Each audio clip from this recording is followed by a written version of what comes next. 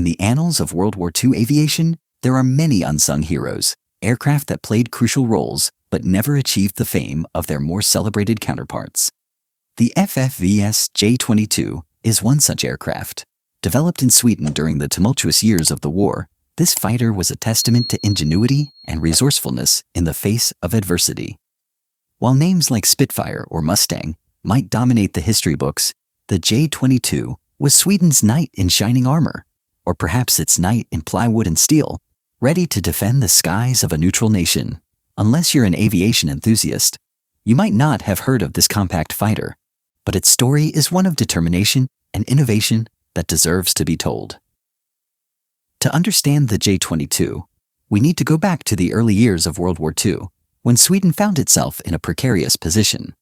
As a neutral country, Sweden was determined to maintain its independence and avoid being drawn into the conflict that engulfed Europe. However, the rapidly changing geopolitical landscape and the threat of invasion made it imperative to bolster its defenses, particularly its air force. At the time, the Swedish Air Force, known as Flygvapnet, was primarily equipped with Gloster Gladiator biplanes, designated J-8. These biplanes, with their fabric-covered wings and fixed landing gear, were relics of an earlier era, outclassed by the sleek monoplanes fielded by other nations. To modernize its fleet, Sweden placed orders for 120 Seversky P-35 and 144 Volti P-66 Vanguard aircraft from the United States, designated J-9 and J-10 respectively. These were modern monoplanes that promised to bring Flygvapnet up to par with its neighbors.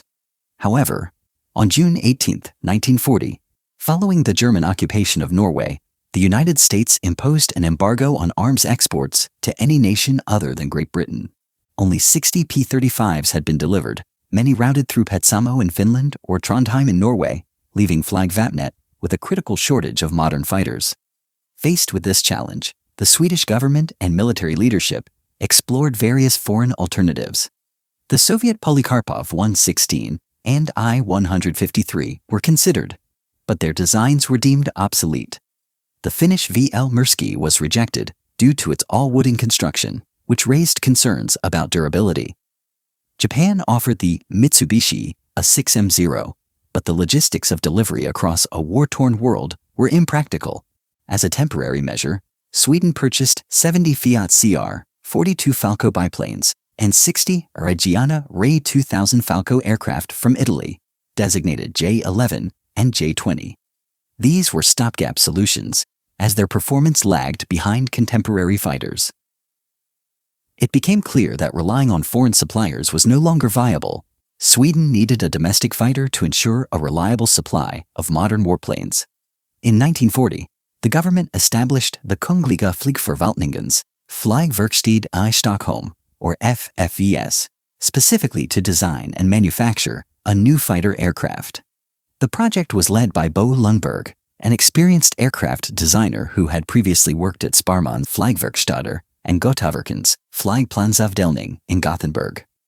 Lundberg's task was daunting: create a fighter that could match the performance of aircraft like the Supermarine Spitfire or Messerschmitt Bf-109, using the limited resources available in wartime Sweden. Lundberg, assisted by engineer Lars Breising, began design work in October 1940. The project was approved on January 1, 1941, and the team set out to overcome significant challenges. One of the primary constraints was the scarcity of aluminum, a critical material for aircraft construction, as most of it was allocated to Saab for their bombers, the Saab 17 and 18. To circumvent this, Lundberg opted for a mixed construction approach. The fuselage was built from a molybdenum steel tube frame, providing strength and durability, and covered with plywood to save on metal. The wings followed a similar philosophy, using welded steel spars and ribs covered with plywood. This innovative use of materials was a stroke of genius. Necessity, as they say, is the mother of invention, and Sweden's furniture makers were soon churning out aircraft parts alongside their usual tables and chairs. Another critical component was the engine. The plan was to use a licensed version of the Pratt & Whitney R1830 Twin Wasp, a 14-cylinder air-cooled radial engine. However, Wartime restrictions meant Sweden initially produced an unlicensed copy, designated SFA-STWC-3G, which delivered 1,065 horsepower. After the war, Sweden paid a symbolic $1 to Pratt & Whitney to legitimize the arrangement. Talk about a bargain for a fighter's heart. The engine drove a three-bladed Hamilton Standard VP2M propeller, 3.1 meters in diameter, optimized for performance. Construction of the first prototype, designated P-22 with serial number 22001, began in October 1941 at the Flygtekniska Forsöksanstalten near Bromma Airport in Stockholm. The prototype took to the skies on September 20, 1942, a remarkable achievement given the rapid timeline. A second prototype followed, flying on June 11, 1943. However, development was not without setbacks. The first prototype crash landed on June 19, 1943, due to an oxygen system failure, and the second crashed on August 20, 1943, because of engine issues. These accidents were a blow, but the Swedish Air Force's urgent need for fighters meant production had already begun. The decision to start production before prototype testing was complete was bold, reflecting the dire situation. The FFVS facility at Stockholm Bromma Airport, leased from AB Aerotransport, became a hub of activity. Over 500 subcontractors across Sweden contributed parts, with companies like AGA and Hagelin Sonar supplying components. Between 1942 and 1946, 198 J-22s were built, with the final 18 assembled at Arboga due to a labor strike at Bromma.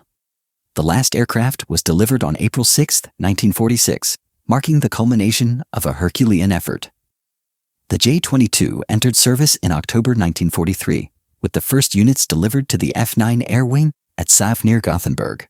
It was a testament to Swedish engineering, proving that a small nation could produce a capable fighter under pressure.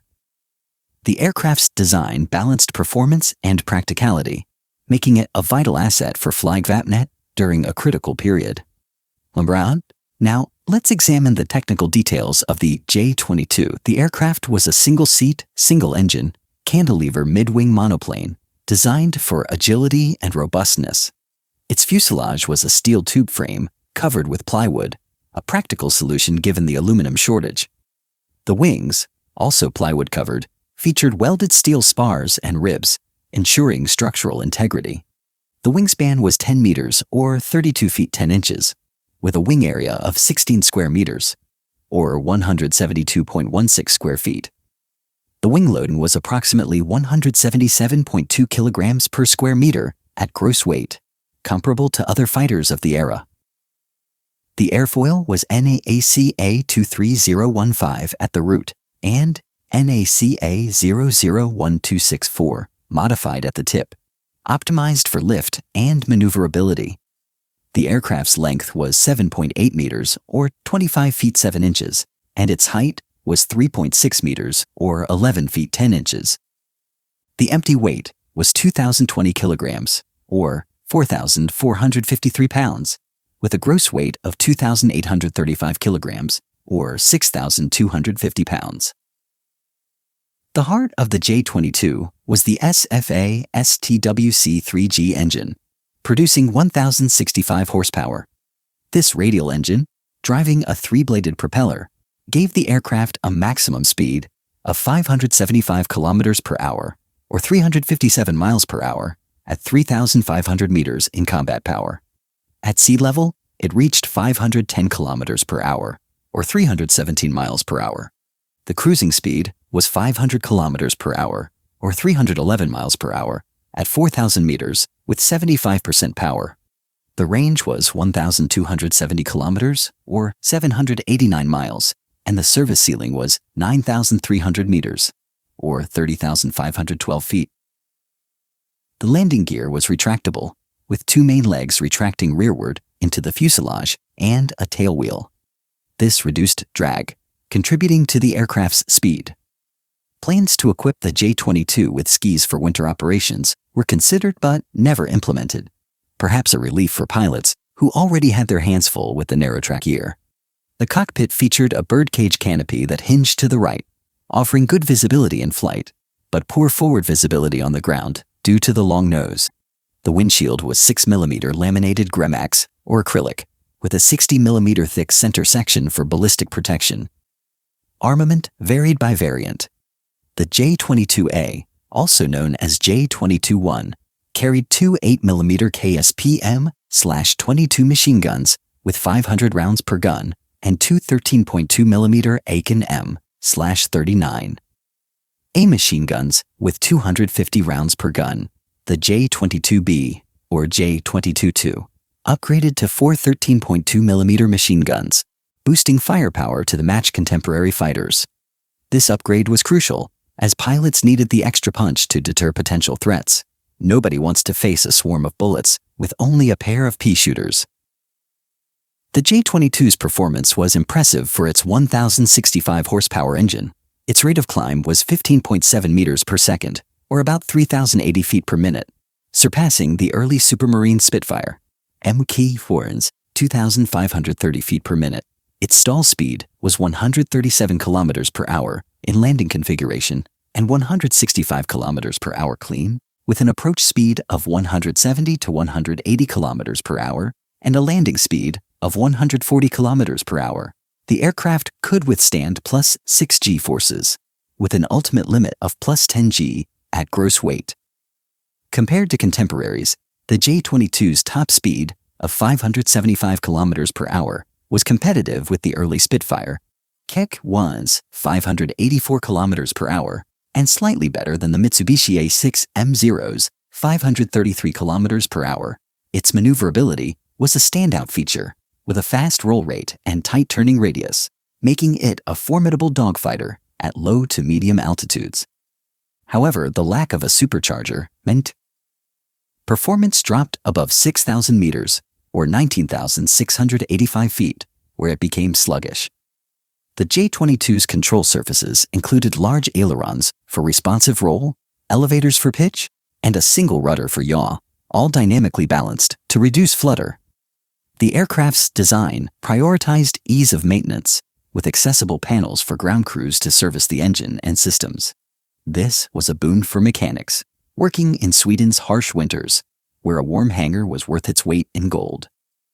In operational service, the J-22 was deployed across 7 Flag Vapnet squadrons, F-3 Malmen, F-8 Barkarby, F-9 Save, F-10 Barkraka, F-13 Bravalla, F-16 Uppsala, and F-18 Tullinge.